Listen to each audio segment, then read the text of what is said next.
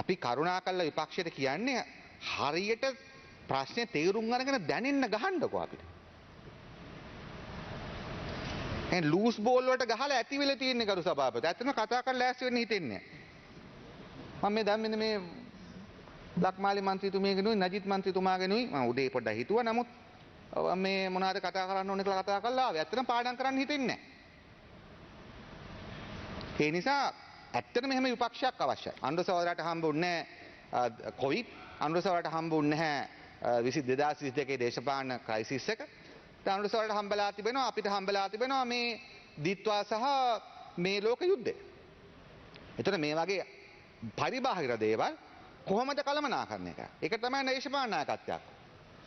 ඒ නිසා මම කැමති මේ ගැන නිසා මම කියන්නේ මේක ඇත්තටම අපේ රටේ විද්වතුන්ගෙන් අපි ඉල්ලා හිටන දේ තමයි මේක ගැන හොඳ දේශපාලන විගණනයක් කරලා දෙන්න අපිට.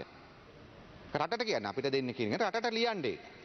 ඔබතුමා දන්නවා පහුගිය මාස 16ක් ඇතුළතදී අපි අමාරුවෙන් මූල්‍ය විනයක් ඇතුව පරිසමක් ඇතුව වැඩ කරලා ට්‍රිලියන් 1.5කට ආසන්න මුදලක් භාණ්ඩාගාරේ තබා ගත්තා. ඒ භාණ්ඩාගාරේ තබාගත්ත ට්‍රිලියන් 1.5ෙන් තමයි අපි බිලියන් 500ක් දුන්නේ 1 රුපියලක් අච්චු ගහන්න නැතුව දිත්වාපු වෙලාවේ. ගමන යනවා ගමනයක් දෙන්න පුළුවන් හදිසි අනතුරු වලදී මුණ දෙන්න ඒ බඩුත් පැක් එකේ දාගෙන යන්නේ. ඒකත් පැක් එකේ වෙනම තියෙනවා හදිසියට ගන්න.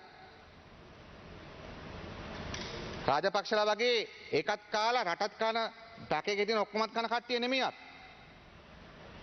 රනිල්ල වගේ පැක් එකේ තියෙන කට්ටිය තමන්ගේ යාළුවන් අතර විතරක් බෙදාගෙන රටේ මිනිස්සු හිඟමනට දාන කට්ටියක් නෙමෙයි අපි. රාජපක්ෂලා වගේ. සජිත් ප්‍රේමදාස මහත්තයා මොනවා කරාද කියලා මම දන්නේ නැහැ. හරි.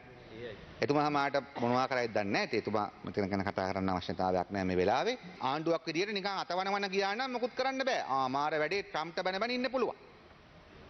අපි ට්‍රම්ප් ජනාධිපතිතුමාට බයින්න ගියේ නැහැ. මොකද එතුමා ලංකාවට සල්ලි දෙන්නේ නැහැ. නිසා ඒක තමයි අපි ආණ්ඩුවක් වශයෙන් අපි කරලා තියෙන. ඒකයි මම කිව්වේ පොලිටිකල් ඔඩිට් එකක් ගන්න. අපි ජනතාවට හැම වෙලාවෙම ඇත්ත කිව්වා. අපි කිසිම ආස්ථාවක ජනාධිපතිතුමාවත් අපිවත් කිව්වේ නැහැ ඔක්කොම හරි අපි ඕගොල්ලන් තෙල් දෙන්න ඕගොල්ලන් තෙල් වලින් නාන්න කියලා. අපි එහෙම කිව්වේ නැහැ. අපි හැමද ඊයේ ජනාධිපතිතුමා මෙතන කිව්වා මැයි 31 වෙනකන් තෙල් සප්ලයි එක තියෙනවා. මොකද ජනතාව දැන් කියුබාවේ තියෙනවා කියුබාව බ්ලොකේඩ්. කියුබාවේ තියෙනවා zero option කියලා ආස්ථාව. zero option මොන ඔප්ෂන් එකක්වත් නැහැ. ඒ ජීවිතේට මුණ දෙන්න ඕන. අපි දකින්න ඉරානයේ මිනිස්සුන්ගේ පාලම් බලාගාර කියලා බදා ගන්නවා. මිනිස්සු තරම් පවර්ෆුල් දෙයක් නැහැ. සදා කියුබාවේ නායකයෝ කියන්නේ වෙන කිසිම දෙයක් කරන්නේ නැහැ මුණ දෙමු. එච්චරයි. ඒ නිසා අපි ජනතාවට හැම වෙලාවෙම ඇත්ත කියනවා. අපි ඒ නිසා අවුරුදු උත්සවවලදී පුළුවන් තරම් සීමා කරගෙන නමුත් අවුරුද්ද කන්න ඕනේ. අවුරුද්ද සතුටු වෙන්න ඕනේ. ජීවිතේ හැමදාම අපිට මේ කල්දදා ඉන්න බෑනේ. නමුත් අපි ජනතාවට කියනවා මැයි 31 දක්වා මේක තියෙනවා. පරිස්සමින් යමු.